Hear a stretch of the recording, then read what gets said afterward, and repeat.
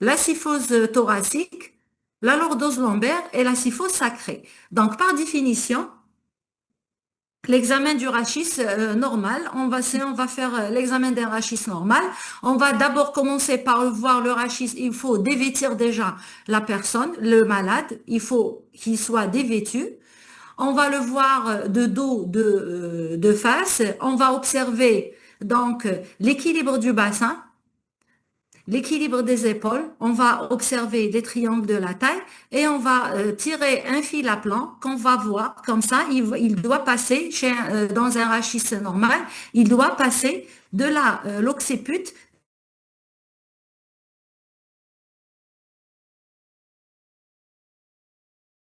vers le pli interfessier. Quant que je viens de décrire. Donc là, c'est la lordose lombaire, la lordose, j'ai un problème avec le curseur, la lordose cervicale, la kyphose thoracique, la lordose lombaire, et là, on a en dernier la kyphose au niveau sacré. Donc, par définition, c'est quoi une scoliose? La Société de la scoliose a défini cette scoliose idiopathique, puisqu'on parle d'idiopathique, comme une courbure latérale de la colonne vertébrale supérieure à 10 degrés. Elle doit être mesurée par la méthode de Cobb sur la radio, sur le plan frontal. Frontal, ça veut dire ce qu'on voit de face. Associé à une rotation vertébrale dans le plan horizontal et un trouble sagittal. Le tout objectivé sur une radiographie standard de face de la colonne vertébrale. Total réalisé en position debout. C'est le gold standard. Ça veut dire la définition de la scoliose pour dire que vraiment on a une scoliose, on doit avoir une déformation tridimensionnelle dans les trois plans de l'espace. Il suffit pas de voir le S ou la déviation latérale pour dire une scoliose. Il faut voir la rotation, il faut voir l'irréductibilité de cette lésion pour dire que vraiment il s'agit d'une scoliose. En contrepartie, on a l'attitude scoliotique qui est parfois secondaire à une inégalité de longueur. On a cette latéralisation ou déviation latérale, mais on n'a pas la déviation sur le plan horizontal. Donc, la forme de l'adolescent représente la majorité des cas. Et pourquoi il est primordial de la traiter? Parce que l'adolescent, il est en phase de croissance. Il y a un risque d'aggravation de cette scoliose. Et c'est une déformation qui est fréquente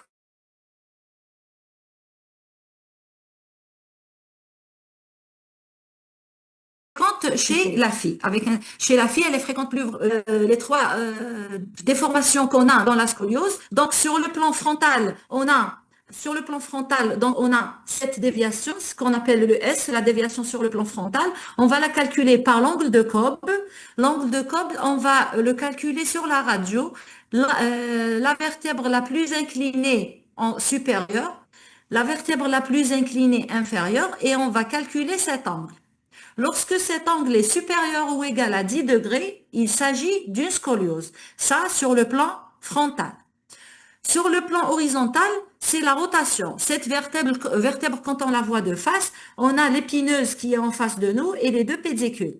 Quand il y aura une rotation, on ne va pas voir l'épineuse de face. Elle va être en rotation. Et selon le degré de rotation, il y a des classifications. Parfois, ces deux déviations peuvent être accompagnées d'une déformation sur le plan sagittal. Comme on a vu, en principe, là, c'est un rachis normal. Ça veut dire qu'on a une lordose, une kyphose thoracique, une lordose lombaire et une kyphose sacrée. Parfois, on a des perturbations sur le plan sagittal. Quand on a, par exemple, ce type, c'est un dos qui est plein, on a une diminution de la lordose et de la kyphose. Ce cas, on a une kyphose thoracique qui est perturbée, elle est au niveau lombaire, elle n'est pas au niveau thoracique comme ce cas, elle est lombaire. C'est une kyphose qui est lombaire. Et dans ce cas-là, on a le dos complètement plat, effacement de la kyphose et effacement de la lordose lombaire sur le plan sagittal. Donc, on revient sur le plan, tout ce qu'on a vu sur le plan clinique va se traduire sur le plan radiologique sur ça. Donc là, c'est l'angle de Cobb. La vertèbre limite supérieure, c'est la vertèbre la plus inclinée. La vertèbre inclinée inférieure, c'est la vertèbre la plus inclinée. Et bien sûr, les vertèbres au sommet, c'est là où on a le maximum de rotation. Quand vous voyez là, les deux épineuses, les deux pédicules ne sont pas de face. Et on va les classer. Il y a plusieurs classifications. C'est juste pour vous dire, quand vous n'avez pas ce schéma, les deux yeux et un nez, avec les deux oreilles bien de face, vous avez une rotation. Quand vous avez donc un angle de cope supérieur à 10 avec une rotation, il s'agit d'une scoliose. Donc là, vous avez, quand vous allez recevoir, vous, pour kinésithérapie un malade, il faut, même si vous allez recevoir séance de kinésithérapie pour scoliose, il faut faire votre bilan initial pour voir sur quelle partie de votre examen vous allez faire votre travail.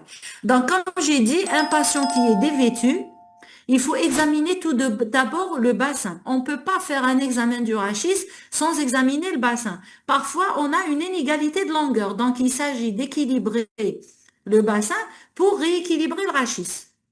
Donc, il faut équilibrer le bassin.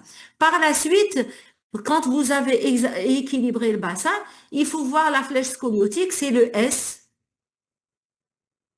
pour voir l'éloignement de la vertèbre sommet par rapport à la verticale. Et vous allez voir aussi l'équilibre des épaules. Et on va aussi examiner ici, vous voyez, les triangles de la taille. Chez un sujet normal, ces triangles de la taille formés par le tronc et le membre supérieur, ils sont symétriques, comme ça. Quand on a une scoliose avec une déviation latérale, on aura un coup d'âge d'un côté et une asymétrie avec une asymétrie de l'autre côté. Ça, c'est le premier signe que vous avez recherché. Et vous allez faire votre fil à plan pour voir est-ce que vous avez, comme dans ce cas-là, le rachis, il est dévié complètement à droite. Donc, à l'état normal, le fil à plan, comme j'ai dit, passe par le pli interfessier. Dans ce cas-là, le fil à plan, il ne va pas passer par le pli interfessier. C'est le cas quand, par exemple, nous, on a le laser. Cette fille, quand on l'a examiné, le bassin il est équilibré avec le laser qui est l'équivalent d'un fil à plan. Quand vous voyez, le laser, il passe par l'occiput et en bas, il passe à gauche. Il est dévié à gauche. Ça veut dire que son rachis, il chute. On a une chute vers le gauche. Par contre, quand on va équilibrer, on va juste mettre une planchette pour rééquilibrer. Quand vous voyez, hop, notre fil à plan, notre laser, va passer, pratiquement, il est équilibré. Il est à peine à 2 ou à 3 mm. C'est pour ça qu'il est primordial d'examiner le rachis, de voir l'équilibre de la taille, les triangles de la taille, et de voir l'axe occipital par où il passe. Donc là, après, vous avez ça, c'est votre examen de face de dos. Vous allez faire après votre examen de profil en tirant le fil à plan pour voir, pour calculer cet espace. En principe, on a un espace qui se calcule en centimètres avec votre gonio, en millimètres. Vous allez le calculer donc la C7 par rapport au fil à plan. Le point qui est en contact avec le fil à plan, c'est votre zéro. La lordose lombaire, vous allez calculer le point le plus éloigné par rapport au fil à plan et bien sûr la pente sacrée, qui est la tangente par rapport à ce fil à peau. Par la suite, votre gold standard pour dire qu'il s'agit vraiment, on a une scoliose, il faut avoir une gibbosité. La gibbosité, il faut faire ce qu'on appelle le gold standard, c'est l'Adams test ou le forward bending test. On va demander au malade de se pencher vers l'avant, les membres supérieurs joints, et on va se mettre derrière le malade avec un regard tangentiel. Donc, à chaque fois, pour la thoracique haute ou la thoracique, il faut avoir un regard tangentiel. Après, on va lui demander de se pencher encore plus pour avoir un regard tangentiel à la thoraco-lombaire. Et on va finir par le lombaire. Et on va calculer cette distance. Donc, il y a plusieurs méthodes pour calculer cette gibbosité. On a le scoliomètre et on a le niveau. Chez nous, si vous n'avez pas de scoliomètre, vous n'avez pas de niveau, vous allez tout simplement faire tendre votre fil à plan et vous allez calculer en goniomètre, en millimètres, la distance entre, comme j'ai montré là, la distance, ça, vous allez faire tomber votre fil à plan et on va calculer la distance entre le fil à plan et le rachis. Et vous allez calculer pour chaque niveau, le thoracique haut, le thoracique et le thoracolombaire et éventuellement le thoracolombaire. Maintenant, vous avez trouvé une gibbosité. Pour dire qu'il s'agit vraiment d'une scoliose, il faut que cette gibbosité soit irréductible. Pour calculer l'irréductibilité, on va mettre le malade en bout de table, les genoux fléchis pour éliminer le bassin et membre inférieur, et on va recalculer, soit avec le scoliomètre, soit avec le fil à plan ou avec le niveau, et on va calculer et voir si cette gibbosité, elle a disparu complètement ou comme c'est chez cette malade, elle reste toujours.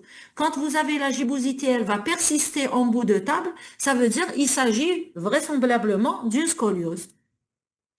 Il y a les chirurgiens, ils demandent aussi la suspension axiale, soit avec la machine, soit avec un poids. Ça veut dire qu'on va appliquer, on va mettre le malade, on va le mettre sur la chaise et on va appliquer une force, un poids qui ne doit pas dépasser les 10% du poids du malade et on va recalculer, on revoir s'il y a un déplissement de cette scoliose. Il y a des gens qui font des radios avec cette suspension. Nous, on ne fait pas, on fait juste le bout de table. Après ça, il faut apprécier la réductibilité de la courbure en position debout sur le plan frontal. Vous avez calculé votre S. Après, on va calculer l'ouverture de la courbure en inflexion latérale, droite et gauche, pour voir le taux de réductibilité de la courbure. Après cela, on va faire notre bilan dynamique du rachis debout. Sur le plan sagittal, on va calculer la flexion, l'extension, la DDS aussi. Et vous pouvez même faire le Schubert. Sur le plan frontal, comme j'ai montré tout à l'heure, c'est les inflexions latérales, droite et gauche. Et sur le plan horizontal, on va voir la rotation de la ceinture scapulaire par rapport à une ceinture pelvienne qui est stable. Et vous allez calculer soit en centimètres par la distance, soit en rotation par rapport à votre rachis. Après cela, vous avez le rachis, quand vous allez l'examiner, il est primordial de voir la souplesse des muscles sous-pelviens. Et le premier muscle qu'il faut calculer, dont il faut calculer la souplesse, c'est l'ischio-jambier. On va calculer l'angle poplité. Soit vous allez partir du 90, soit du 0. Cuisse à la verticale, quand vous voyez, ça veut dire qu'on a une flexion de la hanche à 90 et on va chercher à étendre la jambe et on mesure cet angle au-delà de 90. Si un angle il est inférieur à 90 plus 40, vous avez une rétraction des ischio-jambiers. Là, c'est la rétraction du psoas. Qu'est-ce qu'on va demander au malade? De fléchir complètement la hanche gauche et on va calculer cette distance talentable qui va nous dire qu'il y a une rétraction du psoas iliaque. Pour les muscles pectoraux, on va calculer la distance aussi derrière. Si le malade va arriver à toucher la table, vous pouvez calculer cette distance coude-table ou bien carrément en décuplage ventral et on va demander au malade de faire une extension sans prendre appui sur la table. Et on calcule la distance sternum-table. Toujours en centimètres. Et on termine par faire un bilan orthopédique des hanches. En terminant, on a fait la flexion, on a fait donc l'extension et on va faire les rotations. Donc là, on a terminé tous les muscles et on termine, il nous reste un seul muscle, c'est le muscle droit fémoral qui est dans certaines situations, il va se retrouver rétracté. On va mettre le malade en décubitus ventral, on va calculer la distance talon-fesse. Chez le sujet normal, s'il n'y a pas de rétraction, cette distance, elle est égale à 0. Le talon du malade pourra toucher la fesse. Quand on a une rétraction, il faut la calculer. C'est pour cela qu'il faut faire un assouplissement du droit fémoral. Et après chaque séance, vous allez recalculer pour voir est-ce que vous avez atteint le maximum de souplesse de votre droit fémoral. Donc, au totalité, qu'est-ce il faut faire quand on examine le rachis? On vient de voir, on fait un examen statique du rachis debout, de face et de profil. On fait un bilan de réductibilité en bout de table. On peut le faire même en suspension. Après cela, on peut faire un bilan dynamique du tronc. C'est des inclinaisons latérales, les inclinaisons en flexion et en extension. On termine par un bilan de rétraction des muscles sous-pelviens et vous terminez toujours par un testing des muscles globaux et un travail de la respiration par le Hertz. Quand vous allez faire tout ça, vous êtes en droit de commencer votre prise en charge pour un malade scoliotique. Là, c'est la colonne vertébrale. Donc, si vous avez fait votre examen clinique, vous avez votre radio, en général, vous classez le malade. Si vous avez un angle de Cobb, comme j'ai dit, inférieur à 10, ce n'est pas une scoliose, soit c'est une attitude scoliotique ou un problème postural, il faut le traiter, une correction posturale. Quand vous êtes en regard d'un angle de Cobb entre le 10 et le 20, donc, dans ce cas, il faut faire une surveillance clinique avec une kinésithérapie. C'est là où vous avez le maximum de chances de faire votre kinésithérapie avec les mesures ergonomiques. Il faut aussi dire aux malades de faire beaucoup de sport. Quand vous avez une angulation entre le 20 et le 45 avec le score, on va mettre le corset. Et quand une scoliose, elle dépasse les 45, dans ce cas de figure, on est en face d'une scoliose chirurgicale. Donc, quand vous avez stadé votre malade, là, vous avez commencé votre prise en charge. On va le voir avec Belabessi. Partager.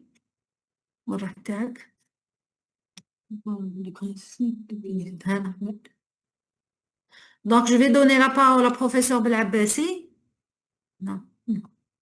Pour vous parler du vif de notre sujet aujourd'hui. Et on va laisser toutes les questions à la fin. Comme ça, on va faire un enchaînement logique. Merci. Donc, bonjour tout le monde. Je suis professeur Belabassi. Je m'occupe de la scoliose chez l'adolescent et maintenant on va passer au principe de la kinésithérapie vertébrale dans le traitement des scolioses idiopathiques et c'est le vif du sujet. Donc, comme professeur Edienne vient de vous expliquer, si vous avez bien compris la définition, on peut enchaîner sur la kinésithérapie vertébrale. La scoliose est une déformation vertébrale qui doit dépasser 10 degrés sur l'angle de Cobb sur une colonne totale debout de face, avec une déviation vertébrale latérale qu'on calcule à l'aide du Cobb, une rotation vertébrale sur le plan horizontal qui est impérative, sinon on ne va pas parler de scoliose, sinon on va parler d'une attitude scoliotique associée à un trouble sagittal qui peut apparaître comme vous voyez. Alors, sur la 3D, donc moi, ce que je vais vous introduire et que professeur Edienne ne vous a pas dit, c'est la tridimensionnalité de cette déformation comme vous voyez sur le schéma. Alors, on va, pour le faire, alors je vous invite à raisonner en pyramide. Ça veut dire qu'on va prendre la ceinture scapulaire comme étant une pyramide supérieure, on va prendre le tronc comme une pyramide intermédiaire et on va prendre le pelvis comme une troisième pyramide, comme vous voyez ici. Ça veut dire là, c'est tout ce qui est scapulaire, donc on est dans l'épaule, là on est dans le rachis et là on est au niveau du pelvis. Si on considère 3 pyramides. Si on va considérer 4 pyramides, on va prendre la ceinture scapulaire en haut, le tronc thoracique en haut, ça veut dire la deuxième pyramide, c'est le niveau thoracique. Au niveau lombaire, ça va être la troisième pyramide et le pelvis, ça va être la quatrième pyramide. Alors, si vous allez me suivre, on va enchaîner pour raisonner en fonction de ces pyramides.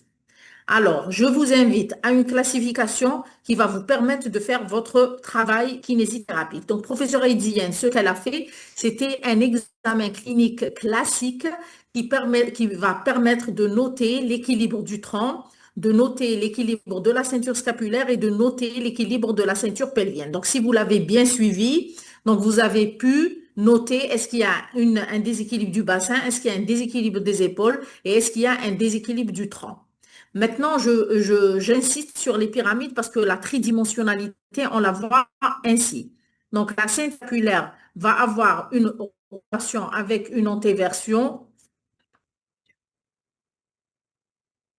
Donc, avec une rotation, le rachis thoracique euh, il va représenter la première euh, pyramide. Donc, comme vous voyez là, un enculement, quand on n'a pas de scoliose, tout est bon. Ça veut dire que le pelvis est en bas, le rachis lombaire est juste en haut, le rachis thoracique, il est un peu plus haut, et là, la ceinture scapulaire, elle est la plus haute dans le schéma.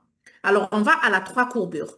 Donc, la scoliose à trois courbures, vous voyez ici que le pelvis est équilibré. Donc, du moment où il est équilibré, ni il tourne, ni il bascule, ni il translate, donc on va le considérer comme équilibré. Les trois pyramides qui vont provoquer le problème, ça va être la pyramide lombaire, la pyramide thoracique et la pyramide scapulaire. Donc, si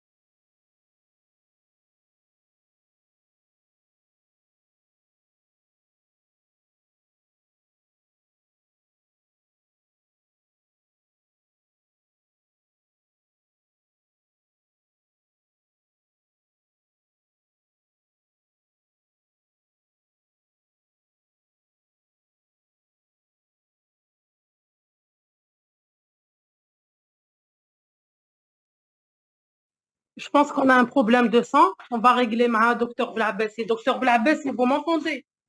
Si vous m'entendez, appelez-moi. Sinon, essayez de voir votre connexion. On vous attend.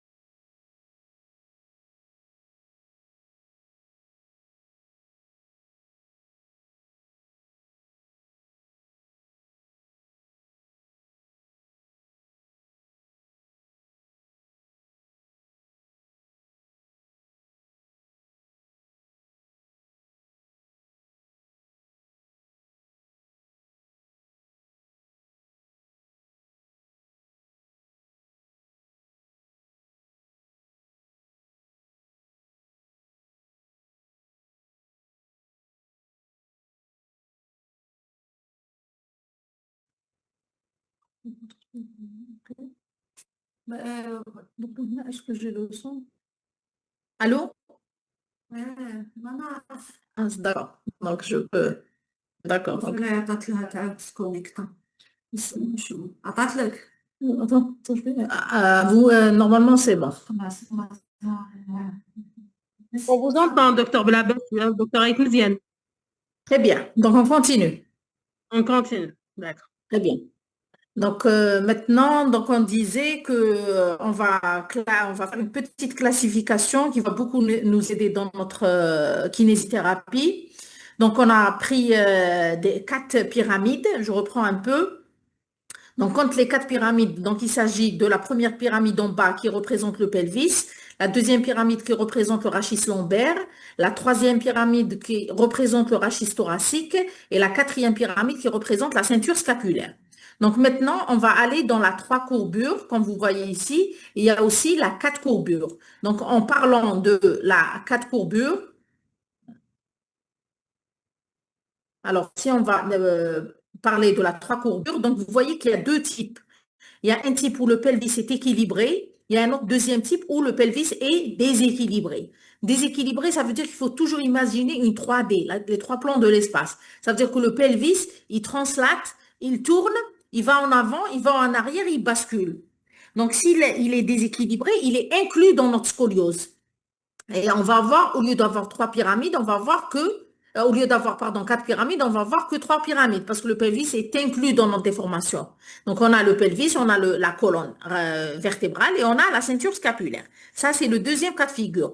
Dans les 4 courbures aussi, on a là où le bassin reste équilibré. Donc, on a une rotation et une bascule avec une déformation, si vous voulez, du rachis lombaire, associée à celle du rachis thoracique et de la ceinture scapulaire. Mais quand il y a un déséquilibre du bassin et qu'il est inclus dans la courbure, maintenant les 4 pyramides sont inclus. Donc on a le déséquilibre des épaules qui est inclus, le rachis thoracique qui est inclus, le rachis lombaire et le pelvis. Donc c'est une nouvelle notion que je vais vous introduire pour que vous sachiez comment faire une classification. Donc l'examen que le professeur Ediane a fait n'est pas aussi simple que ça. Parce qu'en vérifiant les ceintures et le rachis, il faut comprendre la 3D de la déformation. Alors, on va encore récapituler un peu dans un autre schéma ici pour que vous voyez à peu près la superposition de ces pyramides sur un tronc humain. Alors là, le schéma en haut, c'est une représentation schématique. Alors, la pyramide jaune, elle est en bas. Ici, vous la voyez, la pyramide jaune, elle représente le pelvis. Ici, elle tourne. Ça veut dire qu'elle est incluse dans la déformation. Le bleu, la pyramide bleue, c'est quoi? C'est ce que vous voyez ici, c'est le tronc. Donc, on est au niveau du rachis. Et la pyramide rose, c'est la ceinture scapulaire. Et vous voyez qu'elle est déséquilibrée. Alors, qu'est-ce que ça veut dire déséquilibrée? Il y a une épaule qui est surélevée par rapport à l'autre. Il y a une antéprojection d'une épaule par rapport à l'autre qui est rétroprojetée. Donc, elle est déséquilibrée dans les 3 plans de l'espace. Et on a aussi la déformation au niveau thoracique que vous voyez par la pyramide bleue. Et le bassin, comme vous voyez ici, et c'est très bien schématisé, il translate à gauche, donc il nous crée le coup de hache que vous voyez là. Il y a un comblement de l'autre côté. Ça veut dire que le bassin translate du côté gauche. Dans la 3 courbures, le bassin translate à gauche et il crée un coup de hache du côté gauche. Ça, c'est une règle. Il faut apprendre qu'un bassin qui translate à gauche, il représente une courbure, une scoliose à 3 courbures. Un bassin qui translate à droite, comme dans le schéma B, c'est un bassin qui va représenter une scoliose de 4 courbures.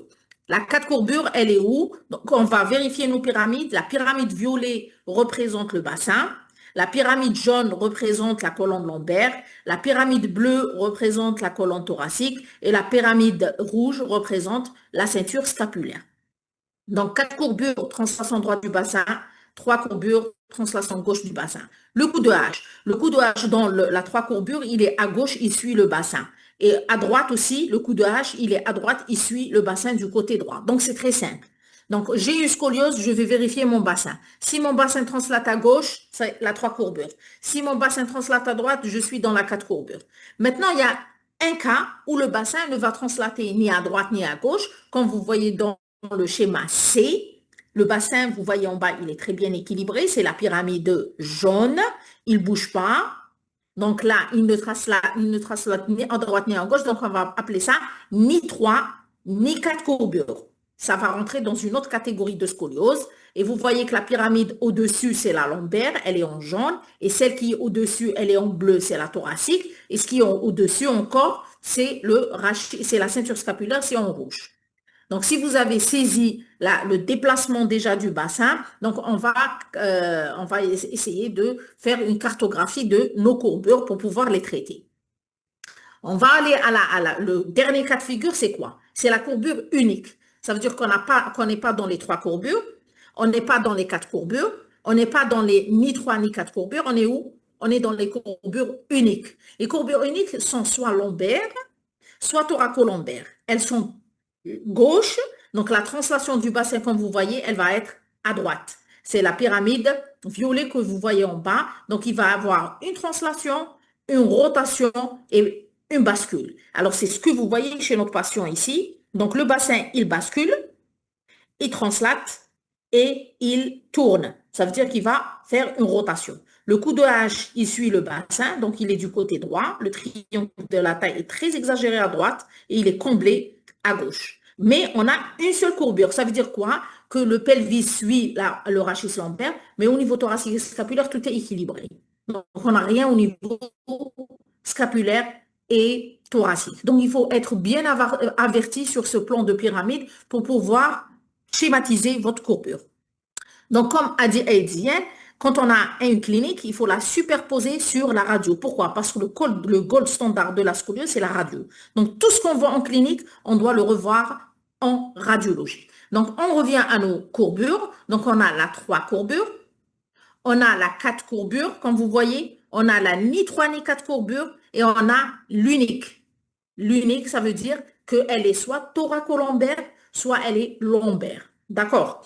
Donc là, je ne vais pas vous ennuyer avec tout ce qui est radiologique, les niveaux, les vertèbres et tout, parce que vous êtes kinésithérapeute, donc vous avez besoin de schématiser le tronc dans un plan 3D pour faire une kinésithérapie. Mais il faut savoir que, donc on arrive au traitement. Donc ça veut dire le traitement, c'est quoi comme elle a dit Aidzienne? Donc on a soit les armes thérapeutiques, on a la physical rehabilitation, ça veut dire qu'on est dans la kinésithérapie et c'est vous, les kinésithérapeutes. Après on a l'orthoprothésiste qui va apporter son corset, c'est le brace treatment. Et après on peut aller jusqu'à la chirurgie, c'est le spinal fusion, ça veut dire c'est l'arthrodèse vertébrale.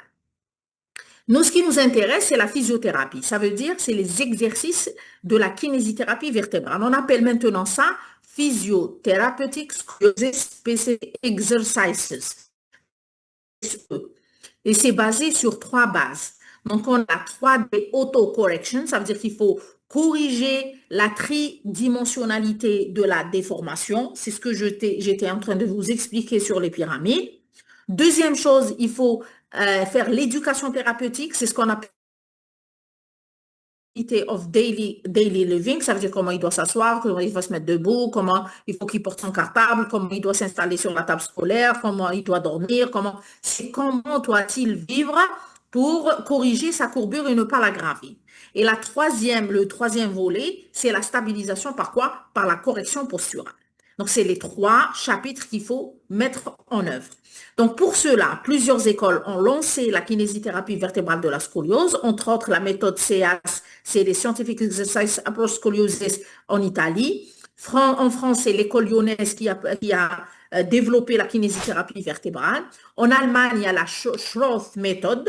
En fait, je vais vous dire, c'est le petit-fils de Madame Schroth qui a développé cette kinésithérapie qui est maintenant internationale.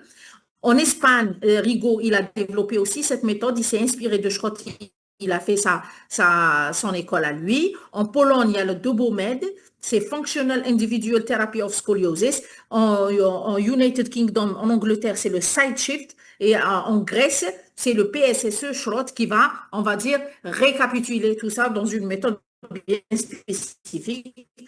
Et bien sûr, il faut dire qu'il y a des gens qui utilisent les pilates et le yoga. Donc, on revient à notre classification parce que c'est la base. Et quand vous voyez En haut, c'est la classification clinique. Alors, si vous remarquez bien, clinique, c'est votre bilan kinésithérapie qui va vous permettre de faire ça. C'est basé sur le pelvis, sur le tronc et sur la ceinture scapulaire avec la gibbosité. Et après, on passe à la radio pour confirmer. Une fois que la radio nous confirme la courbure, on peut la classer. Alors, tout ce qui est A, c'est la 3 courbure. Tout ce qui est B, c'est la 4 courbure. Tout ce qui est C, c'est la ni 3 ni 4 courbure. Tout ce qui est E, c'est la courbure unique, soit elle est lombaire, soit elle est thoraco-lombaire. Et de là, il en découle le design du corset qu'on peut mettre et aussi le bilan kinésithérapique.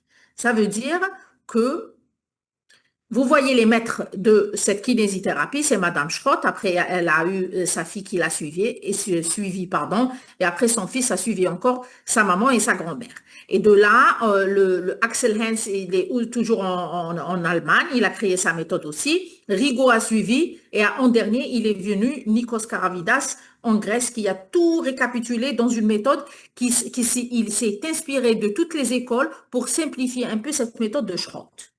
Donc, en la simplifiant, il a créé sa méthode qu'il a appelée PSSE en 2022 et qu'il est en train de développer et qu'on enseigne maintenant. Donc là, vous voyez que cette méthode PSSE est partie chez toutes les écoles. Donc ça, c'est l'Espagne. Il est parti en Allemagne, il est parti en Italie, il est parti en France, il est parti pour en fait s'inspirer de tous les concepts de la rééducation. Donc, si on arrive au concept de la PSSE qui s'inspire au fond de la méthode de Schrott, qui est une méthode de correction posturale et qui se base le plus sur l'activité physique et sur le renforcement musculaire, et vous voyez qu'en fait, elle est très bien répandue dans le monde entier. En Amérique du Nord, elle est très développée aussi en Europe et en Asie, et même dans les pays du Golfe, en Égypte et en Libye, mais en Algérie, vous voyez bien qu'en Algérie, au niveau de l'Afrique, elle n'est pas développée du tout. Donc nous, notre objectif maintenant, c'est de développer cette méthode et l'enseigner pour la pratiquer à nos patients. Donc, ce que je veux vous transmettre, c'est qu'un bilan kinésithérapique à la fin va conclure pour répondre à une classification, pour avoir une kinésithérapie adaptée. J'insiste pour la classification, donc il faut que à la fin du bilan, soit vous allez me dire que j'ai une 3 courbures, soit vous allez me dire que j'ai une 4 courbures, soit vous allez me dire je n'ai ni 3 ni 4 courbures, soit il s'agit d'une courbure thoracolombaire ou lombaire unique. Donc pour cela, vous allez adapter votre art de bilan kinésithérapie. Donc il faut savoir que la 3D du rachis, elle est sur le plan frontal, sur le plan horizontal et sur le plan sagittal. Et on examine la ceinture pelvienne. Je reviens aux pyramides. Donc, vous voyez là, on a la ceinture pelvienne qui inclut les membres inférieurs. On a la ceinture lombaire. On a la ceinture scapulaire, pyramide. Et on a la 4e pyramide qui est la ceinture scapulaire. Et sur ça, on va dessiner notre déformation. On enchaîne. Donc, maintenant, vous voyez que si on a une 3 courbures, là, on a une 3 courbures avec une thoracique qui est un peu haute, ou on peut avoir une 3 courbures avec une thoracolombaire qui est bien, on va dire, elle prend plusieurs vertèbres, donc elle a un grand rayon de courbure. Il y a la 3 courbures où le pelvis est équilibré, donc c'est la ni 3 ni 4 courbures, il y a 2 types. Et après, dans la 4 courbures, on a la 4 courbures avec déséquilibre du bassin, et on a la 4 courbures sans déséquilibre du bassin. Et comme vous voyez, donc il faut arriver à schématiser votre scoliose. Donc je vais vous un peu simplifier un peu les choses. Comment va-t-on commencer pour faire cela? Donc on va dire, est-ce que j'ai une courbure thoracique structuralisée? C'est simple. Pour le savoir, il faut voir s'il y a une gibbosité thoracique ou pas. S'il y a une gibbosité thoracique, ça veut dire qu'il y a une thoracique, elle est structuralisée. Si elle est structuralisée, je vais descendre directement au pelvis. Je vais voir ma position du pelvis. Est-ce qu'elle translate? Est-ce que le pelvis va à droite ou est-ce qu'il va à gauche sur le plan frontal? Alors, s'il va à gauche sur le plan frontal, je suis dans la 3 courbures. Si mon pelvis va à droite, je suis dans la 4 courbures. Si mon pelvis ne bouge ni à droite ni à gauche, je suis dans la ni 3 ni 4 courbures. C'est très simple. Donc, on commence par vérifier notre rachis thoracique. Si on a une gibbosité thoracique, je vais directement voir mon bassin. Mon bassin, est-ce qu'il translate à gauche? Est-ce qu'il translate à droite? Alors, je vais savoir est-ce qu'il translate à droite ou à gauche? C'est très simple. Je mets mon fil à plomb au niveau de la vertèbre C7. Donc, si le fil à plomb descend à droite du pli interfécier, donc il translate à gauche. S'il descend à gauche du pli interfécier, donc il translate à droite. Et après, je vais dire si je suis dans la 3 courbure, 4 courbure, on y 3 et 4 courbures. Si je n'ai pas de thoracique, j'ai pas de gyposie thoracique, ça veut dire que j'ai une lombaire ou j'ai une thoracolombaire. D'accord? Donc, maintenant, j'avance un peu. Je vais voir où est la correction va se faire, dans quel type. Si la lombaire se corrige, ça veut dire que je suis dans la 3 courbures souple. Si la lombaire et la thoracolombaire se corrigent, ça veut dire que je suis dans le cas souple. Si elle ne se corrige pas, donc je suis dans le cas raide. Donc, j'ai une 3 courbures souple et j'ai une 3 courbures souple. Alors, la 4 courbures, c'est la même chose. Je vais voir la réductibilité. Si elle est réductible, ça veut dire c'est une souple, je vais l'appeler 4C+. Si elle est raide, je vais l'appeler 4C-. La ni 3 ni 4 courbures, c'est la même chose. Je vais examiner la réductibilité et la souplesse. Si elle se réduit, ça veut dire que je suis dans le positif. Si elle ne se réduit pas, je suis dans le négatif. Et la thoracolombaire aussi. Ça veut dire, mais sachez que la thoracique est droite et que la thoracolombaire et la lombaire, elle est gauche. Et la translation du bassin va suivre. C'est-à-dire, si j'ai une lombaire gauche, le bassin va translater du côté droit. D'accord? Donc maintenant, on va schématiser sur les corps sur le tronc des patients. Alors, le profil est très important, comme vous voyez ici. Donc, on va voir, est-ce qu'il y a une syphose thoracique? Est-ce que la syphose, elle est thoracolombaire ou bien elle est lombaire? Ça, c'est un point à examiner sur le plan profil. Et après, on va examiner de face pour se dire, est-ce que je suis dans la 3 courbures, si je suis dans la 4 courbures, si je suis dans la 3 courbure, ou bien si je suis dans l'unique, et est-ce qu'elle est souple ou est-ce qu'elle est raide? Donc là, vous voyez, c'est très schématique, et vous voyez qu'à chaque fois, je mets en antéflexion mon abscesse pour situer ma gibbosité. Et je vais examiner la translation du bassin. Est-ce qu'elle est gauche ou est-ce qu'elle est droite? Alors, et je vais superposer, vous voyez ma clinique que vous voyez au-dessus avec ma radiologie qui est en dessous. Il faut que ça soit superposable. Exactement ce que je vois sur la clinique, il faut que je le retrouve sur la 3D radiologique. Alors, on va commencer par l'autocorrection. Il s'agit de quoi? C'est l'élongation, mais c'est l'auto-élongation. Ça veut dire que le patient va le faire lui-même. Le kiné va lui apprendre à faire la 3D, la correction en 3D. Donc, s'il n'a pas compris la déformation en 3D, il ne pourra jamais la corriger en 3D. C'est impossible.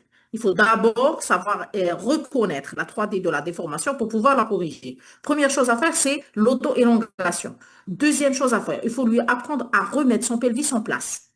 Troisième chose à faire, il faut lui apprendre à corriger l'asymétrie sagittale. Ça veut dire qu'il faut qu'il réorganise sa colonne vertébrale sur le plan sagittal.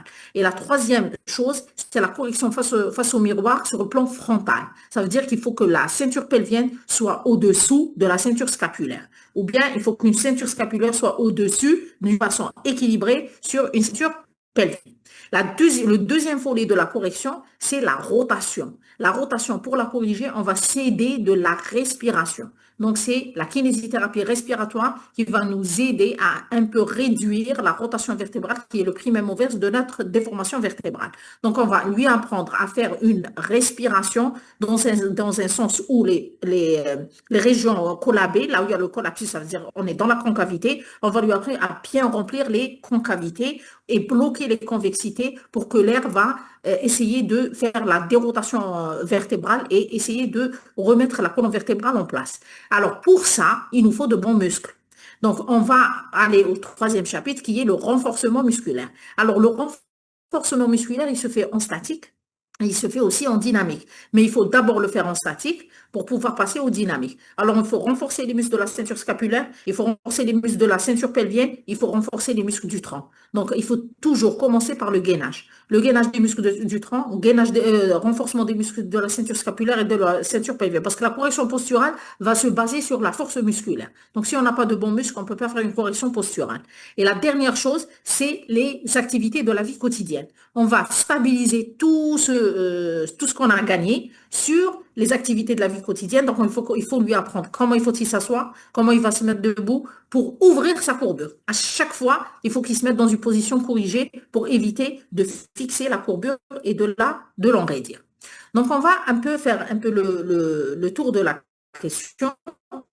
L'auto-élongation, on peut la faire en position couchée. Et on peut la faire pour savoir installer notre patient, pour pouvoir corriger la ceinture scapulaire et pour apprendre à faire l'autocorrection. Donc, vous voyez, si on veut sur le tapis, pour pouvoir remettre le pelvis en place, parce qu'on a reconnu ça, la déformation en 3D, on va le remettre en place, on va remettre la ceinture scapulaire et le tronc va suivre. Ça, c'est une chose. On va pouvoir s'aider de l'espalier en position debout. Donc, on va essayer de corriger. Vous voyez, ce n'est pas des mouvements en extrême correction. Ce n'est pas des mouvements d'inclinaison pour ouvrir la convexité, comme on le disait avant. On mettait des coussins sous la gibosité pour essayer d'ouvrir. Non, sur la scapulaire. Donc, vous voyez que c'est dans les 3 plans de l'espace. Plan frontal, plan sagittal et sur le plan horizontal, ça veut dire la rotation des ceintures scapulaires et pelviennes. Donc, on va utiliser tout ce qu'on peut comme moyen. On peut utiliser des barres, on peut utiliser l'espalier, on peut utiliser le tapis. Il faut le faire en position debout et en position couchée. Alors, vous voyez, en position couchée, tout dépend de la courbure. On va essayer de faire un réalignement du tronc en position couchée, un réalignement pour prendre comment elle peut s'asseoir pour ouvrir sa courbure, comment elle doit se mettre debout pour ouvrir sa courbure. Donc, c'est ça l'objectif primordial. Donc, il faut essayer de corriger le maximum la courbure. Vous voyez, sur un ballon de Klein, on va lui apprendre sur quel ischion doit-elle appuyer et sur quel bras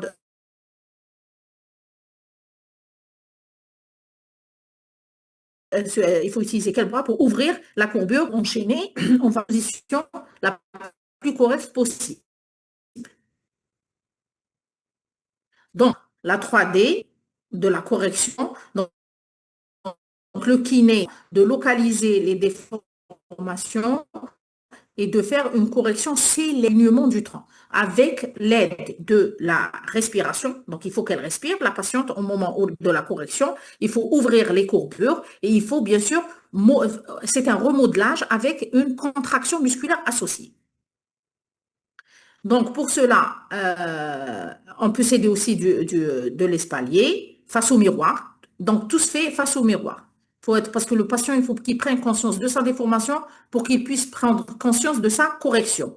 Donc, espalier face au miroir. Alors, vous voyez, position assise. S'asseoir sur un ischion, ouvrir l'autre côté, s'aligner, mettre la ceinture scapulaire en bonne position pour pouvoir corriger la colonne vertébrale.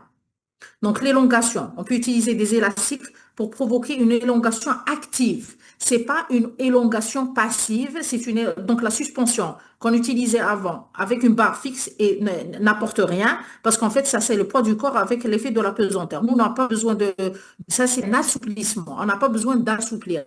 Nous, on a besoin de corriger et pour cela, il faut la participation active des muscles. Donc, il faut l'auto-élongation active avec les muscles que le patient il doit ressentir une contraction pour corriger la déformation. Ça, c'est très important. Donc, suspension, on ne l'utilise plus. Donc, correction face au miroir. Je vous ai dit, on l'utilise dans toutes les positions possibles. Décubitus latéral, décubitus ventral, décubitus dorsal et même en position debout et assise. On insiste sur ça pour corriger les ceintures. Donc, je vous montre un peu les positions à lesquelles on peut faire recours pour corriger. Et les positions de la vie quotidienne. Donc, des mesures ergonomiques qu'on doit mettre en place sur les tables scolaires des patients, sur les bureaux, les chaises, comment doit-il manger, comment doit-il se mettre debout, donc comment doit-il se mettre assis, comment doit-il dormir, pour lui mettre un peu les choses en route. Donc, si maintenant, on passe à la phase question, parce que c'est très important, parce que je ne sais pas, est-ce que vous avez un peu saisi les choses ou pas. Donc, on va donner la parole aux apprenants pour qu'ils puissent poser des questions, pour qu'on aille expliquer un peu les choses au fur et à mesure qu'ils posent des questions.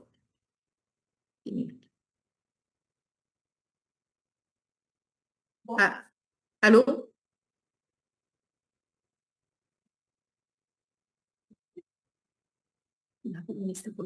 Les questions.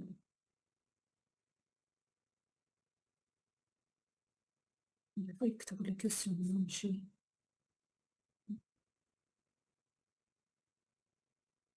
Est-ce que docteur Bilabassi de Saïda واش راه؟ Est-ce qu'on peut télécharger ce document?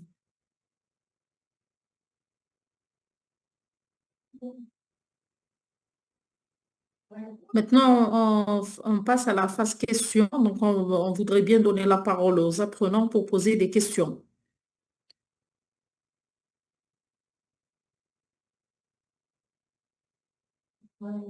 Bonjour.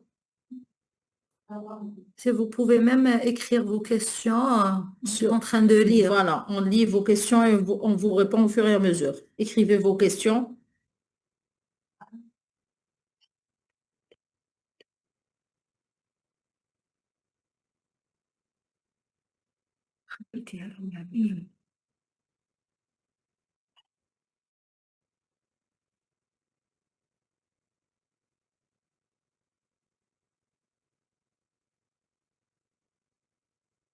S'il n'y a pas de questions, donc on continue. Apparemment, il n'y a pas de questions. Posez-les, écrivez vos questions sur la... Apparemment, il n'y a pas de questions, donc on va continuer la présentation. J'ai terminé la présentation, on a terminé.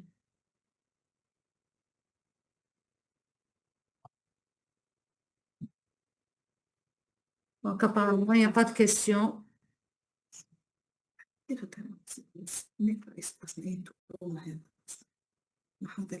Alors, la kinésithérapie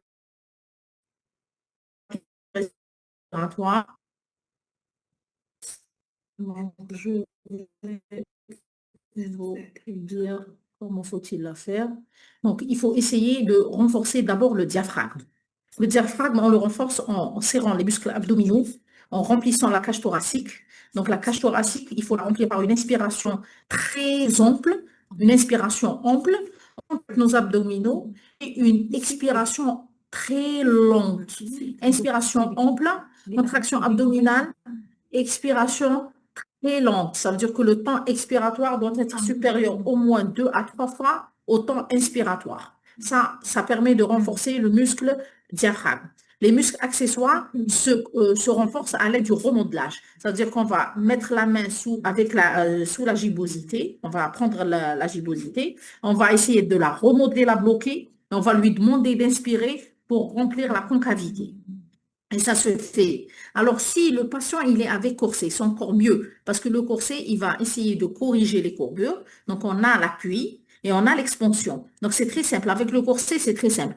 Il faut que le patient ferme bien son corset, il le serre très bien, il inspire profondément, il remplit les concavités, et quand il expire profondément aussi, il va essayer de faire il va remodeler la correction. Avec corset, c'est très simple, vous n'avez rien à faire. Vous allez juste demander au patient de bien serrer son corset, d'inspirer profondément. Le temps inspiratoire, il faut qu'il soit ample. Le temps expiratoire, il faut qu'il soit long. Donc, il va dégonfler ses poumons doucement.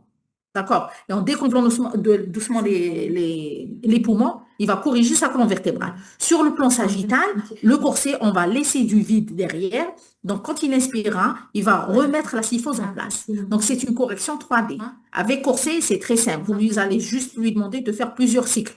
Minimum 60 cycles le matin, 60 cycles l'après-midi. Mais s'il ne porte pas de corset, c'est à vous de faire le remodelage pour essayer de remplir les concavités et de bloquer les convexités.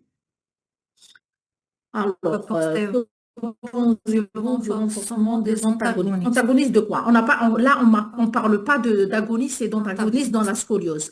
La scoliose, c'est pas une question, c'est une question de rétraction. Parce qu'en fait, du côté de la gibbosité, on a un étirement des muscles et du côté de la concavité, on a une rétraction des muscles. Donc, la correction va permettre quoi? La contraction dont je vous ai parlé active, c'est une correction qui va renforcer les muscles de la gibbosité parce qu'ils sont faibles, ils sont distendus, et elle va étirer les muscles rétractés de la concavité. Donc là, on ne parle pas d'agonistes et d'antagonistes, on parle de muscles faibles et de muscles rétractés. Les muscles faibles, c'est les muscles de la concavité qu'il faut renforcer dans la correction active. Et les muscles rétractés, on va essayer de les étirer dans les mouvements qu'on applique sur le patient. À quel degré la scoliose sera irréversible? La scoliose est irréversible par définition quand elle dépasse les 20-30 degrés. Donc, à 10 degrés, on peut espérer. D'ailleurs, pourquoi on a défini la scoliose à 10 degrés? Parce qu'on avait remarqué que les 5, 6, 7 degrés sont réversibles. Mais au-delà de 10, elle devient fixée et évolutive. Quand elle dépasse les 30 degrés, elle est déjà difficilement traitable. Donc, l'objectif, c'est de faire le dépistage précoce pour détecter les 10 et les 15 et les 20 degrés, pour les traiter de façon kinésithérapique. Et s'ils atteignent les 20 degrés, on est obligé de mettre le corset. À 20 degrés, c'est toujours récupérable. À 25 aussi. Quand on dépasse les 30, ça devient un peu plus difficile. À 45, on va dire qu'ils sont chirurgicales, même si on met le corset, elles resteront évolutives. Donc, moralité, essayez de dépister précocement pour faire une kinésithérapie adaptée. Et je vous invite à une formation. Si les gens sont intéressés pour faire la formation de la scoliose, de la kinésithérapie vertébrale de la scoliose, ils n'ont qu'à me contacter. On va organiser une séance pratique avec un kinésithérapeute formateur qui va venir de l'étranger et qui va essayer de vous faire une formation spécifique et spéciale dans la correction dont je vous ai initié. Moi, ce que je vous ai fait aujourd'hui, c'est une initiation. C'est pour que vous compreniez la 3D de la déformation, l'application de la 3D sur le plan clinique et l'intérêt de celle-là dans la correction. D'accord? Donc, le sport à conseiller pour un patient scoliotique. Tous les sports sont permis, à part la gymnastique. La gymnastique, c'est un sport qui aggrave la courbure. Mais tous les autres sports sont permis. Même l'équitation, les arts martiaux, tous les sports sont permis. Aucun sport n'est interdit. Mais on ne va pas aller dans l'exagération. Ça veut dire que le sport est bien parce qu'il va nous aider dans l'assouplissement des muscles sous-pelviens, pas des muscles du tronc. Il va nous aider dans la respiration parce que le patient sportif, il a une ampliation thoracique qui est meilleure par rapport à un patient sédentaire. Ça, c'est une deuxième chose. Mais il ne va pas traiter la scoliose. Donc, on va lui demander de faire le sport pour nous aider dans notre kinésithérapie vertébrale spécifique et codifiée. D'accord? Donc, on va lui demander de faire, mais pas dans l'exagération. Ça veut dire qu'il ne faut pas qu'il fasse du sport tous les jours. Maximum 2 à 3 fois par semaine. Parce qu'au-delà, il peut assouplir plus, il peut faire des choses qu'il ne faut pas. Parce qu'il y a des sports symétriques et il y a des sports asymétriques.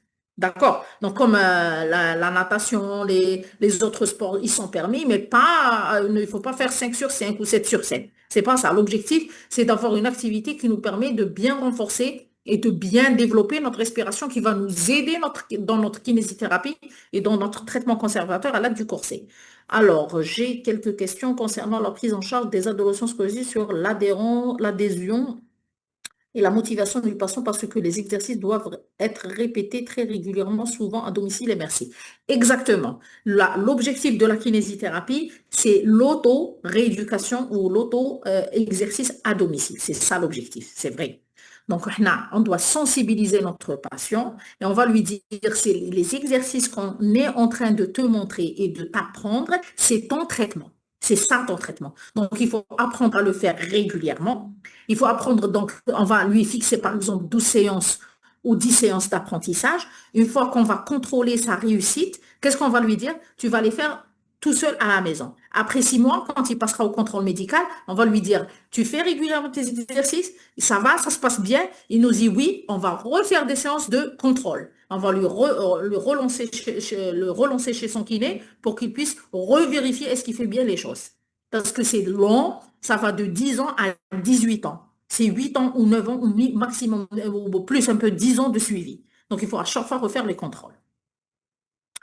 Où se déroule cette formation? La formation, on va s'organiser pour la faire. On ne sait pas, on va voir. Il faut essayer juste de me contacter et on va essayer de voir comment on va pouvoir l'organiser. Si les gens sont vraiment intéressés, on va vraiment essayer de la faire. Est-ce qu'il y a des exercices avec corset et quand peut-on les faire? Très bien. Les exercices avec corset, ils sont primordiaux. Il faut chaque enfant qui porte, chaque adolescent qui a un corset, il faut qu'il fasse des exercices avec corset. C'est très simple. Les 3 exercices à faire, c'est travail respiratoire, inspiration profonde, contraction des abdominaux, expiration lente. Il le fait 60 fois le matin, 60 fois l'après-midi et s'il peut, 60 fois le soir. Tant qu'il fait, tant que c'est bien. Parce que le travail respiratoire sur corset, il est très bon. Parce que le corset remodèle, il va ne faire que respirer le patient. D'accord? Mais je vous dis, un corset qui est bien fait. Un corset qui prend les gibbosités, qui appuie bien et qui laisse des expansions. Donc là, on va lui demander de respirer. Et après, on va lui demander de faire un travail de l'équilibre. Travail de l'équilibre, ça veut dire qu'il va mettre un poids sur la tête, il va marcher sur les pointes des pieds, il va faire des allers-retours pendant 20 minutes le matin et le soir. Il peut aussi le faire sur ballon de Klein. Il se met sur le ballon de Klein, il met sur le poids sur la tête, il va retrouver son équilibre. Ça, c'est le travail de l'équilibre avec corset. Avec corset, je le dis bien. Et le travail de gainage, on peut le recommander aussi avec corset. Parce que les muscles, quand le patient porte son corset, sont dans le sens de la correction. Donc, il peut faire un jour gainage avec corset, un jour gainage sans corset. Donc, gainage, équilibre, travail respiratoire. Il se fait avec corset. Donc, le basketball et les handballs sont interdits dans le cas de la scoliose. Non, le basket n'est pas interdit, le handball n'est pas interdit. Le handball, c'est vrai que c'est un sport asymétrique. C'est pour ça que je vous ai dit qu'il ne faut pas intensifier l'activité sportive chez un scoliotique. Il ne faut pas l'interdire, il ne faut pas l'intensifier. Il ne faut pas aller dans les extrêmes. Il faut faire une activité physique dans les 2-3 séances par semaine qui sont très suffisantes pour pouvoir étirer les muscles sous-péniens, faire un bon travail respiratoire et le patient va être actif. Mais ce n'est pas interdit. Au contraire, hein, même le volleyball est conseillé. Est-ce que le traitement optimal nécessite souvent une collaboration avec d'autres professeurs? Bien sûr, c'est une équipe pluridisciplinaire. Pourquoi j'étais très encouragée à vous faire la formation? Parce que la scoliose se traite en équipe. Donc, on a le médecin MPR, il travaille à côté du kinésithérapeute, de l'orthoprothésiste. Il nous faut un chirurgien orthopédiste avec nous et un pédiatre qui peut nous aider avec un CCiste. Donc, le travail, il est multidisciplinaire. Donc, c'est un circuit. Donc, il nous faut de bons MPR, de bons kinésithérapeutes avec de bons orthoprothésistes. Ça, c'est l'équipe de médecine physique et de réadaptation qui va faire le traitement conservateur. Il nous faut bien sûr, avec nous des chirurgiens, quand on ne peut pas, on leur donne la balle. Les psychologues, ils sont aussi très intéressants à voir dans l'équipe parce qu'en fait, l'adolescent est très difficile à gérer. Pour lui expliquer que tu as une déformation qui va s'aggraver durant ta croissance et qu'il faut que tu corriges avant la maturité osseuse, c'est très difficile. Il ne va pas accepter, il va vous dire je suis gêné à l'école, mes amis se moquent de moi, je ne peux pas le porter à l'école, c'est très difficile de les gérer. Donc un psychologue est très intéressant dans l'équipe aussi. Je voudrais un fichier afin de cette formation, donc je vais essayer de vous transmettre à travers la formation, le document, il n'y a pas de souci. Et comment on peut réaliser ces mouvements en balnéothérapie. Balnéothérapie aussi, c'est très intéressant. La balnéothérapie, c'est des frites. On peut utiliser des frites et en immersion, on est plus à l'aise. Donc, on peut utiliser les planches, des frites, et on peut les faire en position debout, en position assise et même en position couchée. Les règles principales de dessiner les différents triangles et surtout les bordures. Là, il faut le faire pratique. Je vous invite à le faire pratiquement parce que je ne peux pas vous faire ça comme ça. J'ai essayé de schématiser au maximum les choses pour vous introduire à la chose, mais il faut le faire en pratique sur patient pour pouvoir voir le pelvis, la ceinture scapulaire, le tronc et la tridimensionnalité de la déformation. Et si vous la voyez, vous n'allez jamais l'oublier, vous n'allez jamais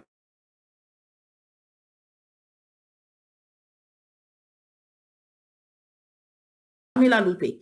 Quelle est la différence entre l'attitude sur l'espace, qui est le plan frontal? C'est l'inclinaison latérale du tronc seul. C'est-à-dire qu'il y a une déviation sur autre chose. La scoliose, c'est tridimensionnel. Ça veut dire que vous avez la rotation vertébrale, le désordre sagittal et la rotation et l'inclinaison lombaire.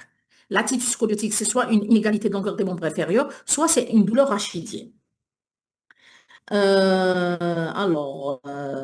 est-ce que j'étais? Régulièrement souvent domicile. On va descendre. Balnéo. Alors, les triangles de la taille, les principes alors, je vous ai dit quelle est la différence entre l'attitude. Les orthopédistes contre-indiquent l'activité sportive scolaire pour les élèves scoliotiques. C'est faux. C'est faux, c'est pas interdit.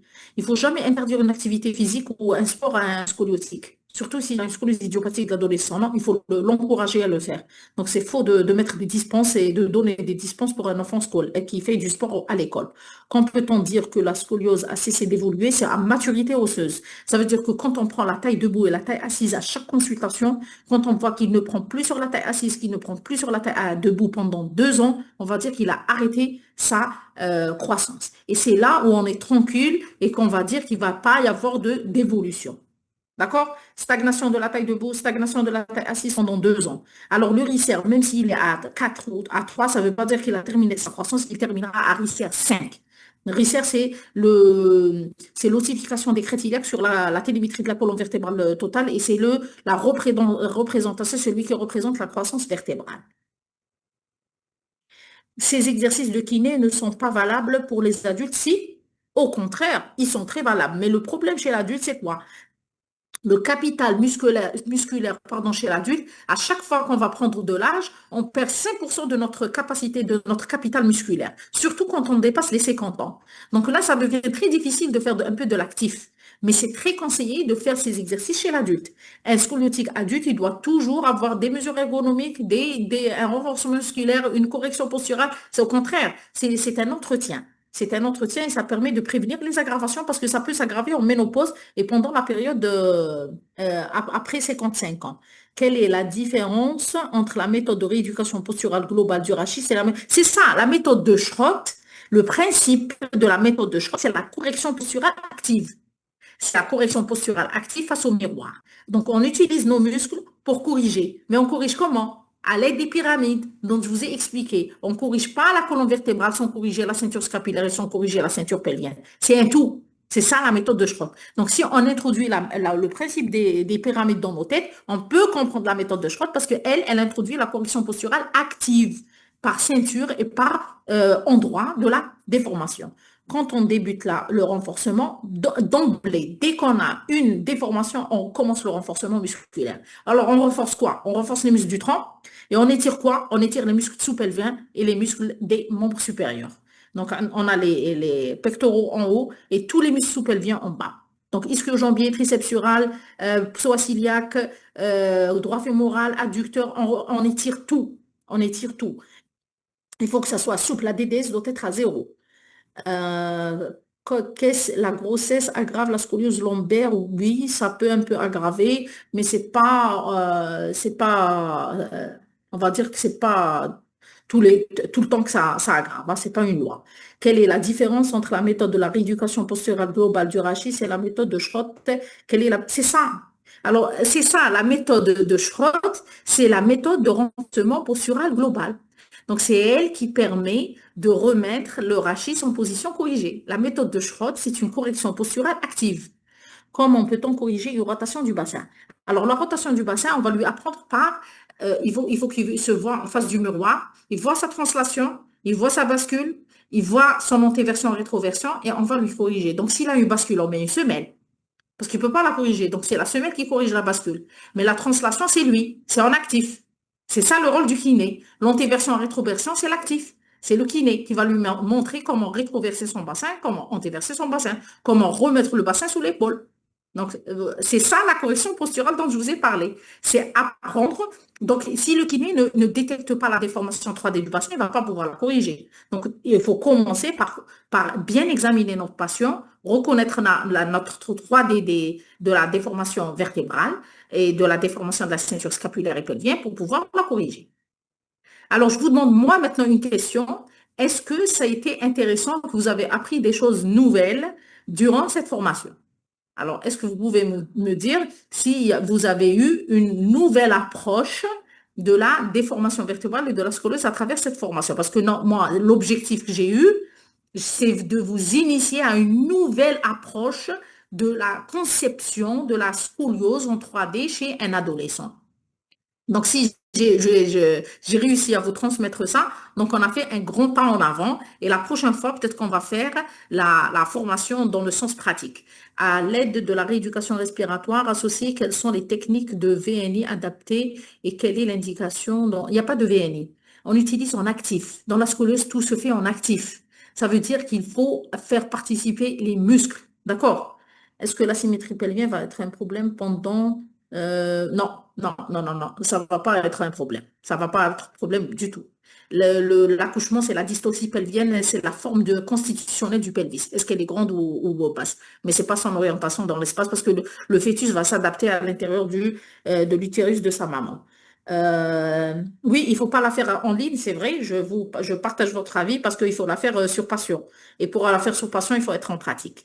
Est-ce que les ceintures cervico-thoraciques aident à faire un bon maintien après chaque séance? Et c'est ça, c'est la tête, elle est sur la rachis cervicale qui est sur les épaules. Donc, il faut bien sûr l'inclure. C'est pour ça que je vous ai dit, l'équilibre, c'est un poids sur la tête. Si on a un poids sur la tête, ça veut dire qu'on va faire participer le rachis cervical et les muscles du rachis cervical.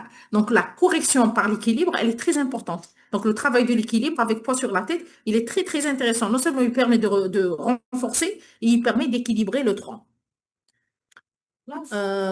Oui, oui, oui. Le corset, donc, c'est le médecin qui le choisit. Et c'est le médecin qui fait le suivi. Et c'est l'orthoprothésiste qui le confectionne, qui le rectifie. Donc, ça, le Milwaukee, il est banni. On n'utilise plus le Milwaukee. Hein. Le Boston et le Milwaukee, il est banni. D'accord, donc on va essayer de voir avec Madame Merhi pour coordonner quel est le rôle de la physiothérapie dans la prise en charge de la scoliose. La scoliose, c'est juste corriger l'étiologie. S'il y a une inégalité, on rééquilibre la longueur. S'il y a une douleur, on la supprime. C'est tout. D'accord. Ok, donc sur ce, je vous remercie et on souhaiterait avoir vos échos à travers Madame Merhi au niveau du ministère et on va essayer de vous recontacter pour en faire, en fait, approfondir un peu la formation. D'ici un peu début de l'année prochaine. Peut-être d'ici le L'année début de prochaine, l'année Inch'Allah. universitaire prochaine, on va essayer de vous contacter. Merci. La rééducation s'arrête jusqu'à 21 ans. Donc, l'adolescent termine sa croissance à l'âge de 16-17 ans, mais la rééducation peut se poursuivre jusqu'à 21 ans. Merci à vous. Merci. Merci. Merci. Salama. Bon courage. Merci, docteur Blabessi. C'était comme ça, docteur Etienne. Merci beaucoup. Merci. Voilà, donc, je vous dis à très bientôt, la prochaine fois. Inch'Allah. Inch'Allah. Allez, au revoir. Salam. واضح ما صبروش يغلفي دنو في جالوج نتاعي راه حابس قولي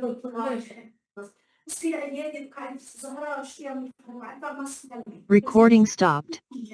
علاوش عادي